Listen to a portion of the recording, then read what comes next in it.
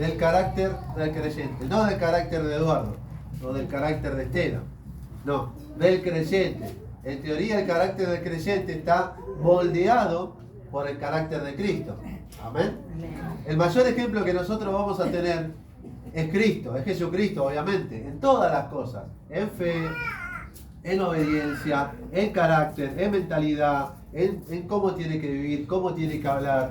Pero vamos a hablar de este tema que es bastante controversial. ¿Controversial por qué?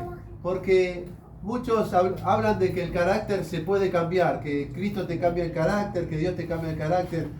Pero en realidad no nos enseña la palabra eso. La palabra nos enseña que nuestro carácter es moldeado a la imagen de Cristo, al carácter de Cristo. Es como nuestra mentalidad es transformada, pero el carácter es moldeado. ¿Me va siguiendo? ¿Por qué? Porque dice la palabra que hablamos hace varios fines de semana, que somos barro en las manos ¿de quién? Del alfarero. Del alfarero. Somos como vasija de barro. Cuando estamos medio torcidos, ¿qué hace el alfarero? Rompe y vuelve a moldear esa vasija de barro. Pero en esencia, ¿qué somos? Barro. El carácter de cada uno, el que está a tu derecha, el que está a tu izquierda, ese carácter, déjame decirte, si es tu pareja, si es tu marido, si es tu mujer, no se lo vas a poder cambiar nunca. Nunca vos le vas a poder cambiar el carácter a la otra persona. Por lo general es la guerra más grande que hay en un matrimonio, en una pareja, en un hombre, en una mujer. Es querer cambiarle el carácter al otro o querer tener siempre la razón uno, ¿no? Y entonces, si uno no gana, por lo menos va a empatar, pero no va a perder nunca. ¿Amén? Pero cuando nuestro carácter humano de Eduardo es moldeado al de Cristo, es ahí donde tal vez una vez o dos, o casi siempre, me va a tocar perder. Así que decirle que está a tu lado, capaz que tengas que perder hoy. No le gusta perder ni a la bolita, ¿no? Al hermano. Pero bueno. Mire esto. El carácter es la suma total de las cualidades positivas y negativas en la vida de una persona, en la cual empiezan a formarse y forjarse en la vida de uno desde la niñez.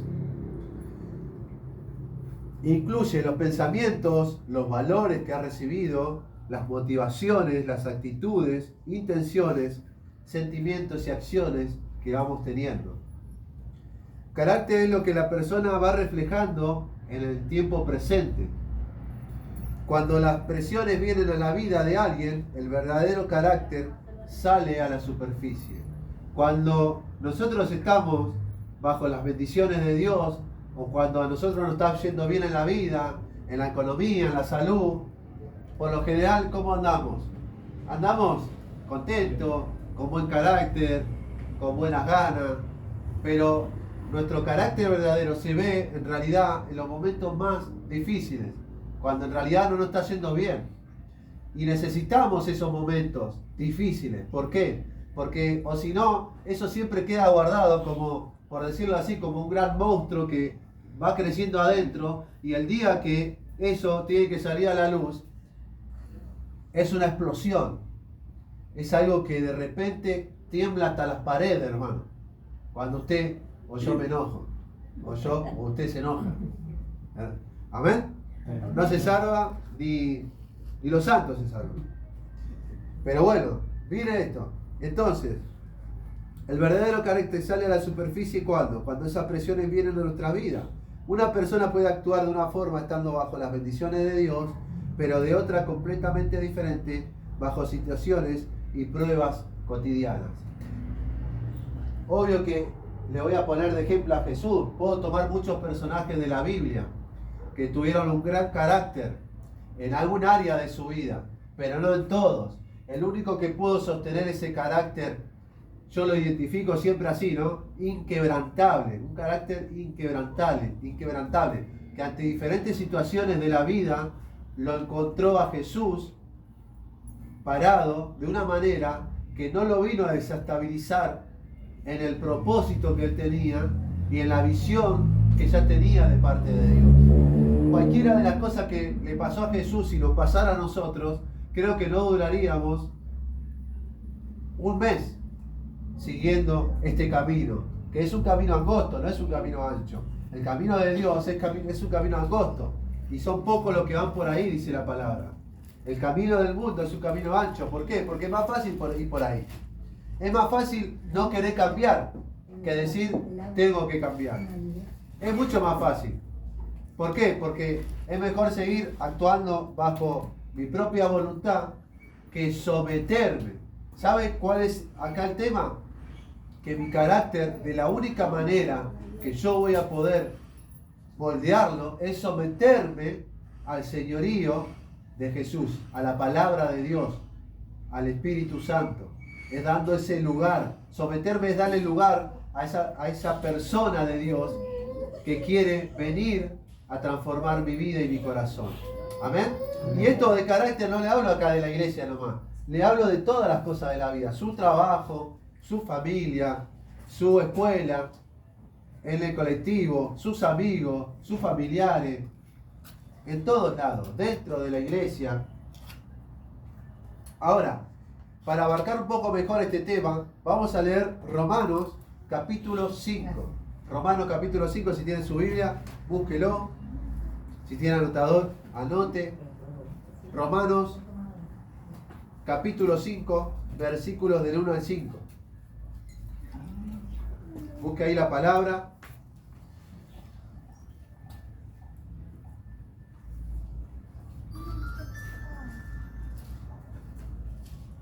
¿Romanos cuánto? Romanos 5. 5. Versículos del 1 al 5.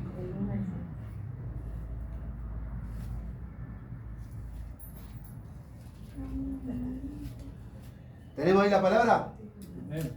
Leamos juntos la palabra.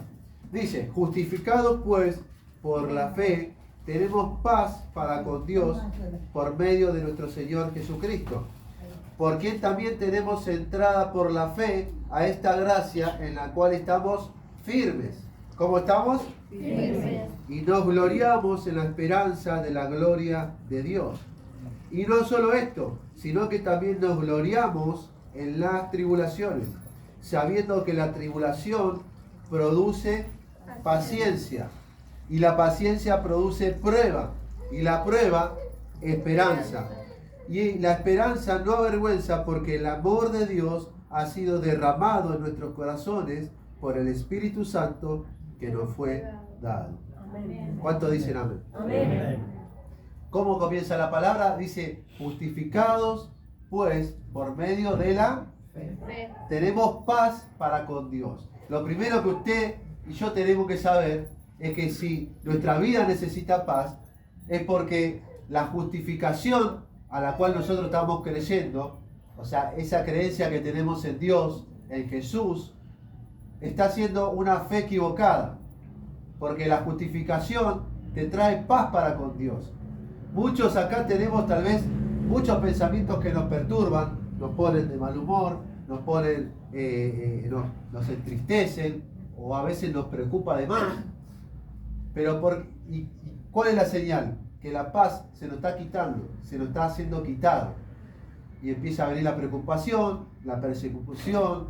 Ya cuando la persona no tiene paz, te das cuenta cómo habla, cómo te mira, cómo frunce la ceja, ¿o no? Cómo... Pase, hermano.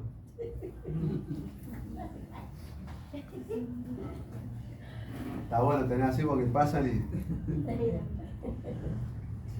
Dice, por cual también tenemos entrada por la fe a la gracia en la cual estamos firmes y nos gloriamos en la esperanza de la gloria de Dios. Y no solo esto, ¿qué está diciendo Pablo? Bueno, nosotros nos gloriamos, le damos la gloria a Dios, decimos, estoy bendecido, prosperado y en victoria, como esa frase tan vieja, ¿no?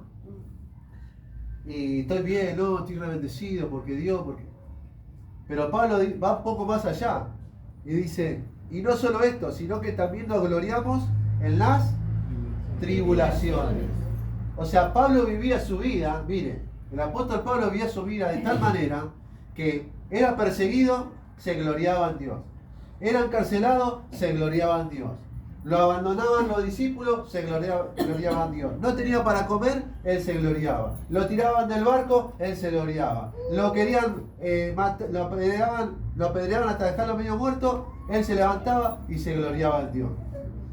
O sea que esa fe que te justifica y que te da paz, aún en los momentos más difíciles, vos te gloriás en Dios. Tampoco es que vas a andar con una sonrisa de oreja a oreja todo el día. Y menos si por ahí estás pasando una mala situación familiar, de trabajo, económica, de salud, por adentro, lo que sea. No vas a andar saltando por la vida como si fuera que no pasa nada. Pero dentro tuyo hay paz. ¿Por qué? Porque sabes que la tribulación va a durar un tiempo, pero que ese tiempo va a servir para formar tu corazón, mi corazón, y para formar nuestro carácter.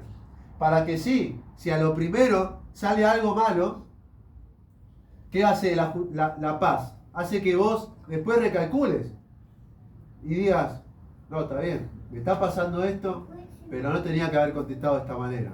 No, está bien, me está pasando esto, pero no tenía que haber dicho lo otro. Uno reflexiona. Es ahí donde, en la reflexión es donde uno puede empezar a moldear el carácter. ¿Me está siguiendo, no? Amén. Muy bien. Dice, nos gloriamos en la tribulación, sabiendo que la tribulación produce paciencia. Decía que está a tu lado, paciencia. Contá hasta 10, dijo el psicólogo. Me dijo el psicólogo que cuenta hasta 10, pero yo cuento hasta 100 y no pasa nada. La tribulación produce paciencia y la paciencia más prueba. Y la paciencia produce prueba. ¿Prueba de qué? De que tengas más paciencia. Eso te está diciendo la palabra. Y la prueba, esperanza. Diga conmigo, esperanza. Hermano, hasta aquel que no cree tanto en Dios o no va ni a la iglesia, dice lo último que se pierde es la Esperanza. Lo último que podemos perder es la esperanza, hermano. Pero la tribulación va a producir en nosotros paciencia. La paciencia prueba y la prueba va a producir más esperanza. Entonces, esa esperanza es la que a nosotros nos va a dar la seguridad de que Dios va a responder a favor nuestro. Amén. Ahora, el carácter se da a conocer cuando estamos bajo presión. Las actitudes, la forma de hablar, de expresarse, son las presiones de la vida las que vienen a sacar y a probar y a reflejar el carácter que hay en nosotros. Ahora, estamos acostumbrados a escuchar, ¿no? ¿Qué carácter que tienen? Y estamos acostumbrados a escuchar también, te falta más carácter para eso. ¿O no? O sea, una cosa y la otra no está bien ni está mal. Porque el que tiene mucho carácter y que le dice al otro, te falta más carácter para esto, o sea, tiene un carácter y al revés, el que le dice, tu carácter, no tenés un carácter podrido, o sea, le está faltando. Entonces acá no es que hay alguien que te diga el carácter que tiene que tener. Nuestro carácter siempre van a mostrar nuestro defecto. Siempre. Siempre me quedó esto en nuestra única charla matrimonial que tuvimos con mi esposa, con la pastora fue, ¿no? Laura no estuvo el pastor. ¿O sí? Con la pastora nada más, ¿no? Sí, con la pastora. Que no se dice acuerdo. Yo digo acuerdo. A mí por lo menos me quedó ese. La charla prematrimonial. Eso. Muy bien. Me acordé.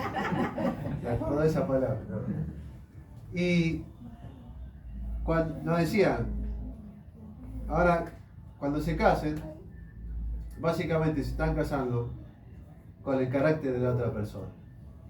O sea, no es con esa. Ya teníamos un largo recorrido, ¿no? Ya, ¿cuántos años teníamos juntos ya? Unos unos cuantos años juntos, como 8 o 9 años ya teníamos, ya no, había que seguir conociéndose, pero de carácter, bueno, ya estábamos bastante sobrados. Se ríe tu mamá. Tengo 2 testigos acá, mi mamá y mi esposa. Y mi hijo también. Mira. Pero bueno, ¿qué le quiero decir con esto? Que cuando nos vamos a casar con la otra persona, para los solteros y las solteras, para los jóvenes que están acá todavía, y los grandes también, que tal vez están esperando su idóneo, usted nunca se va a casar con esa persona que es tan linda, tan simpática cuando salían a tomar un café, cuando iban a bailar un poco de cuarteto, cuando se veían ahí un viernes a la noche y que iban a comer y que después al baile y ahí es todo diversión, todo lindo, todo. Usted cuando se va a casar y vaya a convivir, va a ser el carácter de la persona con la que usted va a dormir 24 horas y va a convivir 24 horas. La persona va a seguir siendo la más linda, el más lindo, todas las aptitudes que usted le vio las tiene, pero también tiene un carácter. Y ese carácter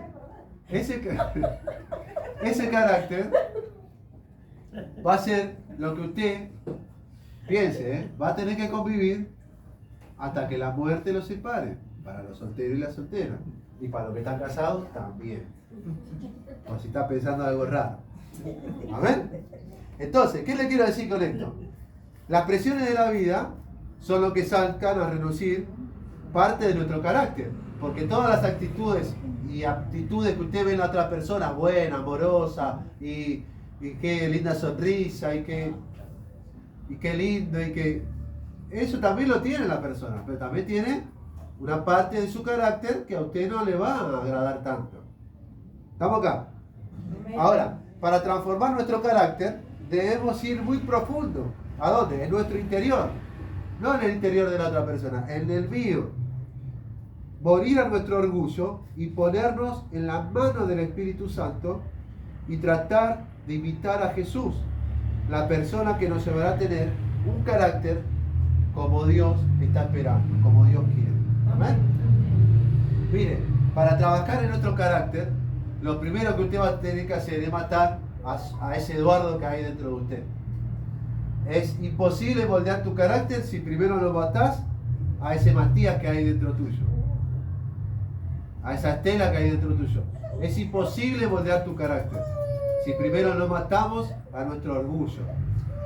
Y tenemos el ejemplo, por ejemplo, de Jesús, cuando él se termina de bautizar, se bautiza, vuelve a su ciudad. Cuando vuelve, dice que él estaba en el poder del Espíritu porque había descendido sobre él como paloma en ese momento, algo figurativo, obviamente. Y cuando él vuelve a la ciudad, que volvió en el poder del Espíritu, dice que automáticamente Satanás, el diablo, le sale al encuentro y lo lleva al desierto. Lo lleva al desierto. Y ahí en el desierto, Jesús tiene la primera prueba. Y la primera prueba no es tanto con si era hijo de Dios o no. La primera prueba que tiene con el enemigo es en su carácter. Porque en realidad el carácter encierra todo lo demás. ¿Por qué somos débiles en las tentaciones? ¿Por qué caemos en las tentaciones? Porque somos débiles de carácter. Porque no hemos forjado nuestro carácter al carácter de Cristo. Porque primeramente el diablo le ofrece. ¿Qué le ofrece? Pan y agua. Porque hacía 40 días que estaba en ayuno. Si eres hijo de Dios, dile a estas piedras que se conviertan en pan. Y Jesús le dijo, escrito está.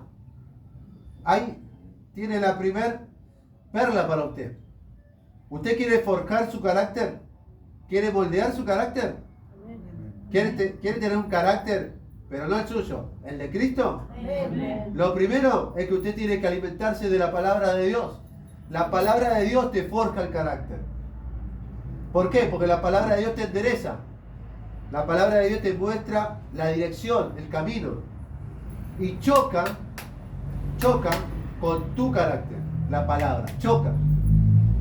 Porque vos El que te hizo una, se la querés devolver.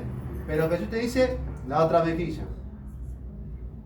El que te maldice, te dice la palabra, vos lo querés mandar a pasear. Pero la palabra te dice, lo tenés que bendecir. Si es tu enemigo, lo tenés que amar. En el reino de Dios es al revés.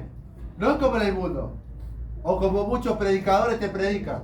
Que usted tiene que ser el mejor, que vas a ser re grande y re millonario. Y que en el reino de Dios es lo contrario. No se trata de vos, se trata de Él. No sos vos, es tu prójimo.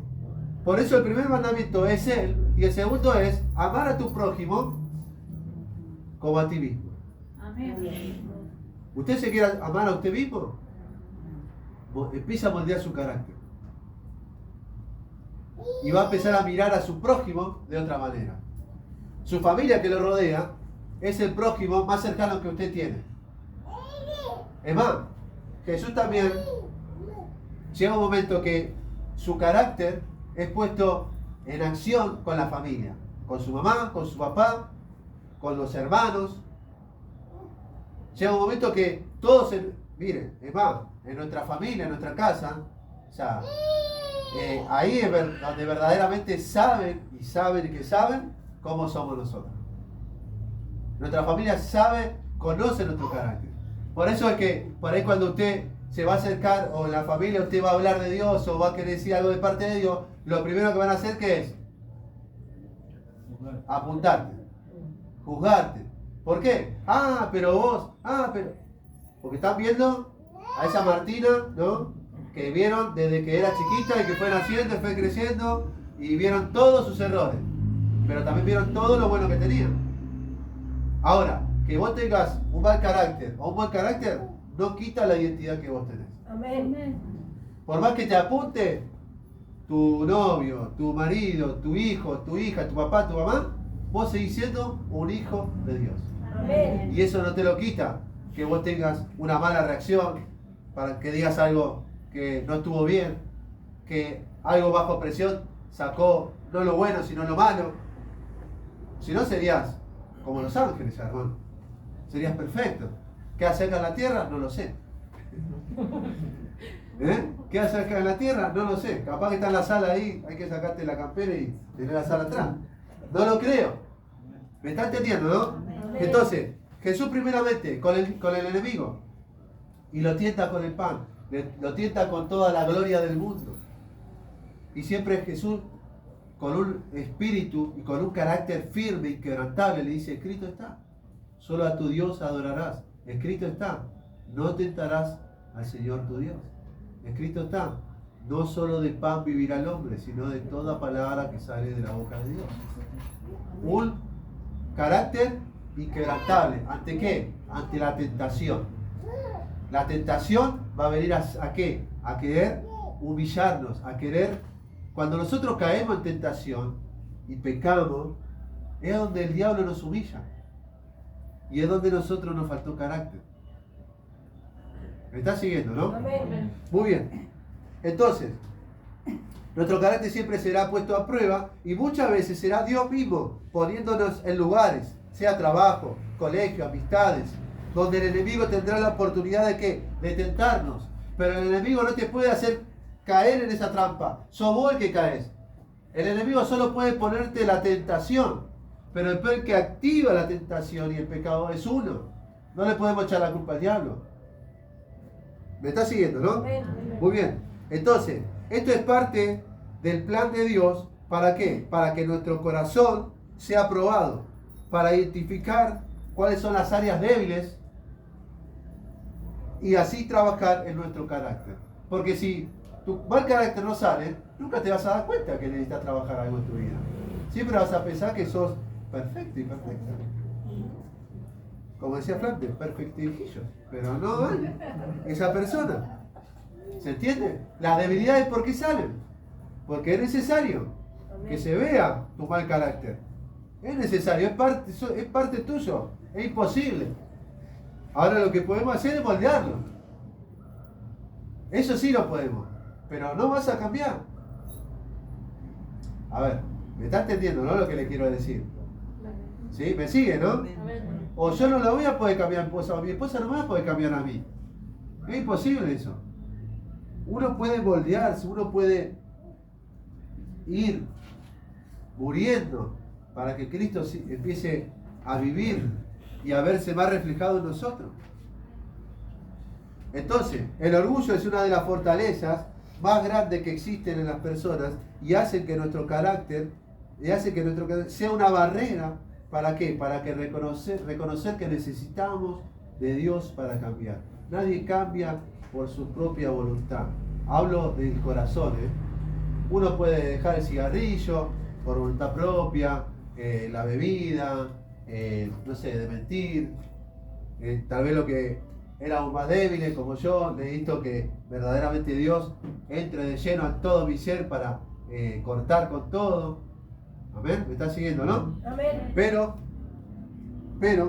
el orgullo es algo que nosotros nos impide reconocer. Cuando nosotros el no reconocer es una barrera para el cambio. Es una barrera. Mínimamente ante Dios. Reconocer que necesitamos que nuestro corazón tome otro rumbo. ¿Por qué? Porque es un camino peligroso. Donde simplemente nos puede llevar a ¿qué? Al día de mañana a estar solos. Solas. O sea, peleados con todo el mundo. En enemistad con todos. Y así muchas personas pasan la vida y terminan solos y solas. Y esa no es la voluntad de Dios para nosotros. Al contrario. Por el simple hecho de no poder doblegar nuestro orgullo, vamos a perder tantas bendiciones de Dios.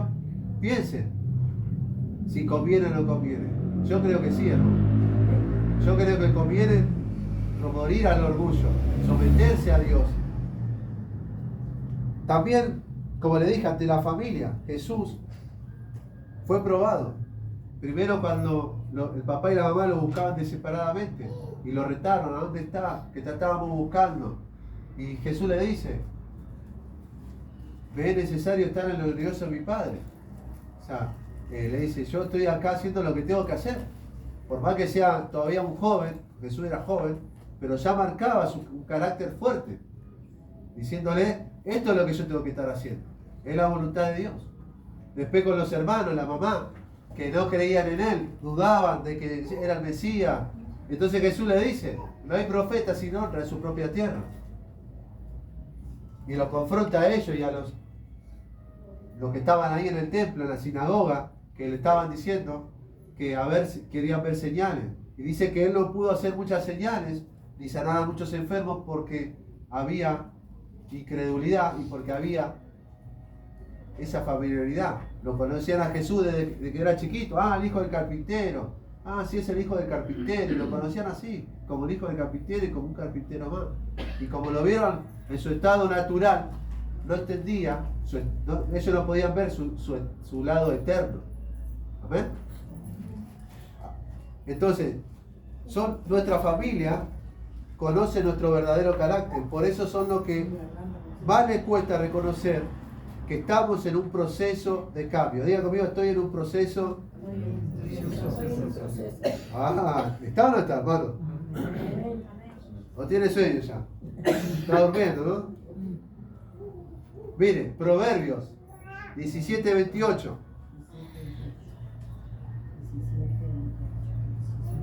Proverbios 17:28.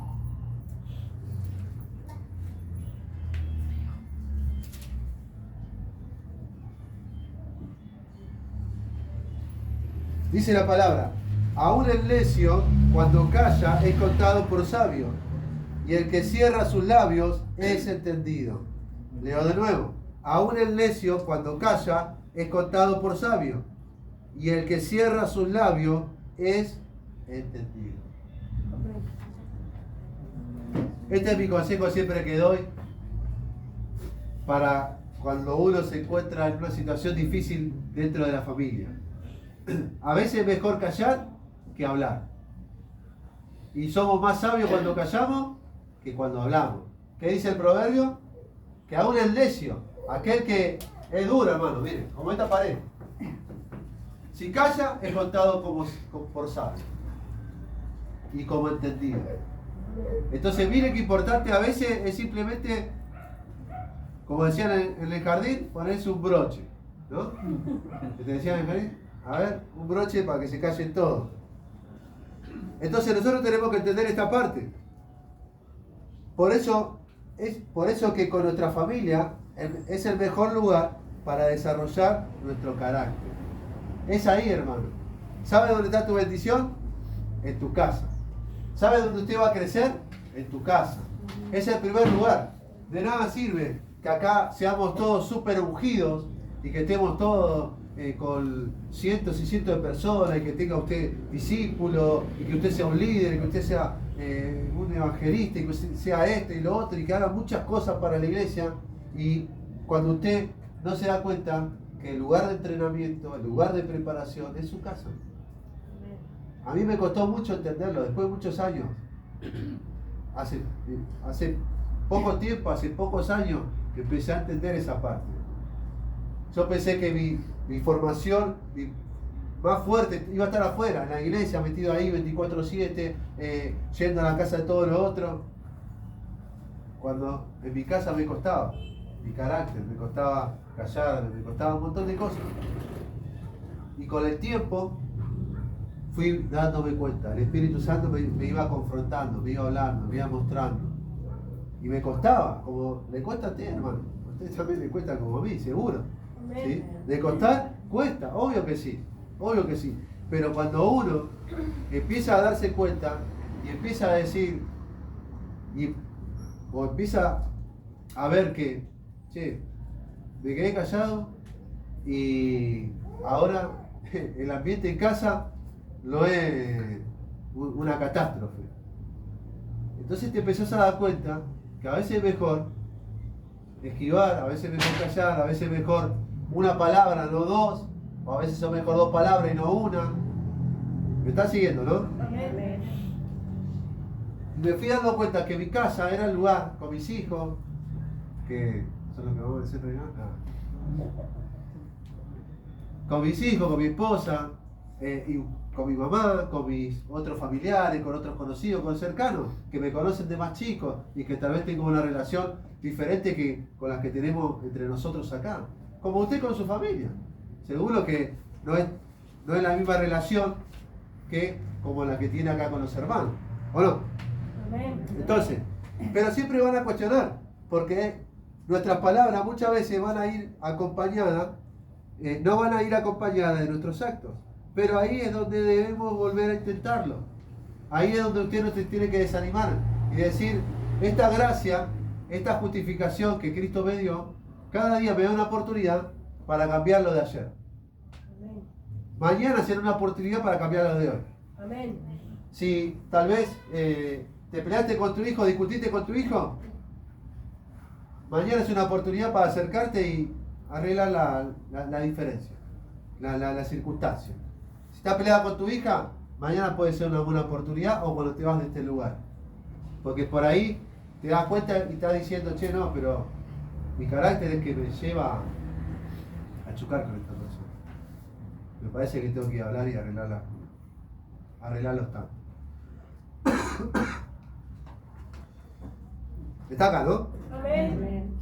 Y ese carácter, para terminar, también nos va a servir contra los religiosos, contra las personas que de este lugar, de otro lugar, de otra religión, de lo que sea, contra aquellos que se llenan la boca de Dios, pero cuando vos no estás tan de acuerdo con sus pensamientos, son los primeros que te tiran una piedra y esconden la mano. Esos hombres trajeron a una prostituta delante de Jesús y le decían, Señor, maestro, la ley de Moisés dice esto, y la encontramos en el mismo acto de adulterio. No sé dónde estaba el hombre, ¿no? Porque para el adulterio hace falta 2 personas, no una. Pero bueno, trajeron a la mujer ahí, porque eran muy espirituales, eran muy ungidos ellos. Entonces la trajeron ahí. Y una vez más probando el carácter de Jesús, a ver qué respondía.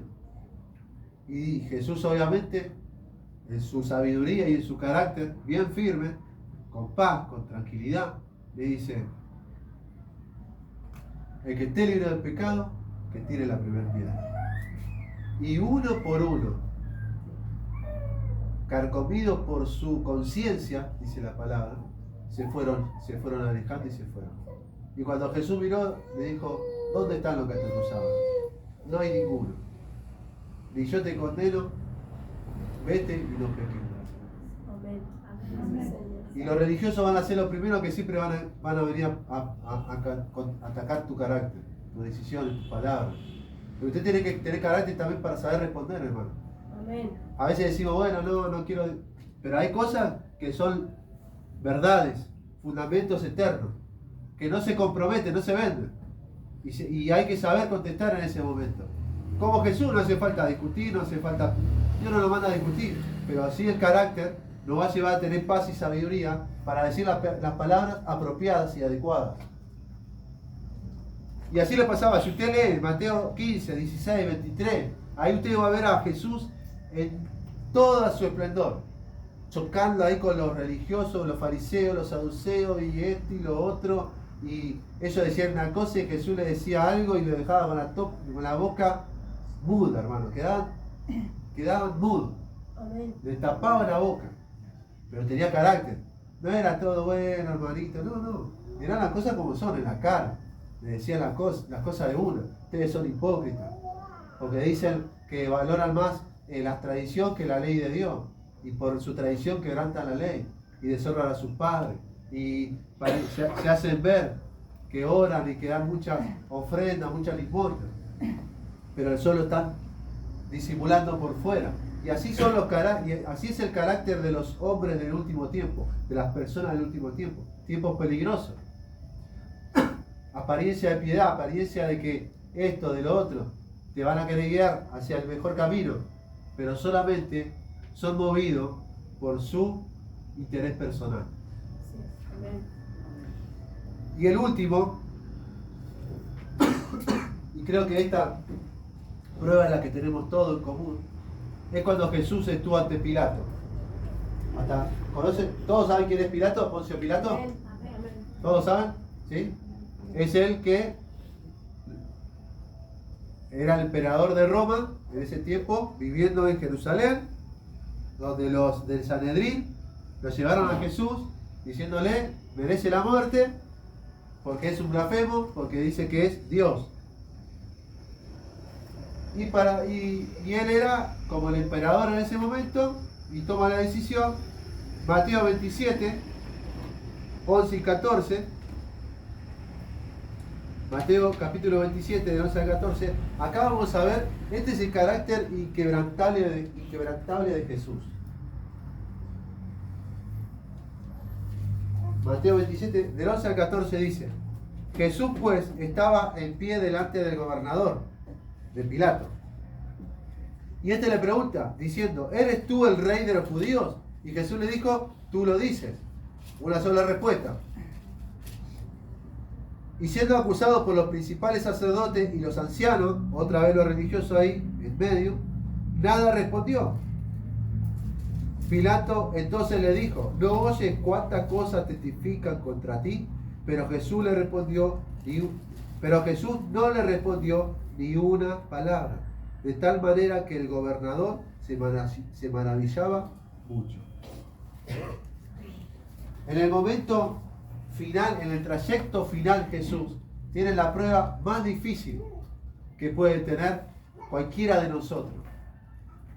Y era o abortar el plan de Dios o seguir adelante.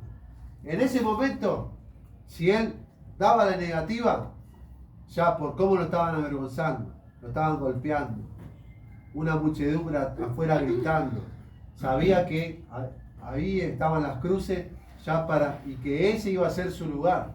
Antes de eso fue a orar, se apartó a orar esa noche en el Getsemaní y empezó a orar y dijo: Señor, llegó el momento, ya es la hora, pero que se haga tu voluntad y no la mía. O sea, ¿por qué? Porque él era una persona como tú y como yo. Tenía un cuerpo natural. Entonces, ese momento que Él tuvo que estar en la cruz, le dolió como nos podría doler a cualquiera de nosotros. Porque era de carne y hueso, hermano. Y llegó ese momento, después de pasar ese momento de dificultad en la oración, llega donde todos lo están acusando, donde todos le están gritando, donde todos lo están atacando. Y muchas veces nosotros vamos a pasar por eso. Todos. Y él estaba solo, ni su familia ya estaba. No estaban ni sus amigos, ni sus discípulos. Y así muchas veces nos vamos a encontrar, solo. A veces la vida del creyente, la vida de todo hijo de Dios, es solitaria. Porque muchas veces ni los de tu familia te van a entender. Muchas veces no te van a entender los hermanos de la iglesia. Los que te seguían, los que están con vos, no te van a entender. Va a llegar un momento que, como la salvación, que es personal, así también, forjar nuestro carácter, moldear nuestro carácter y pasar la prueba es personal. Amén. Y Jesús, en ese momento tan difícil, respondió una vez y después, mudo. Mudo.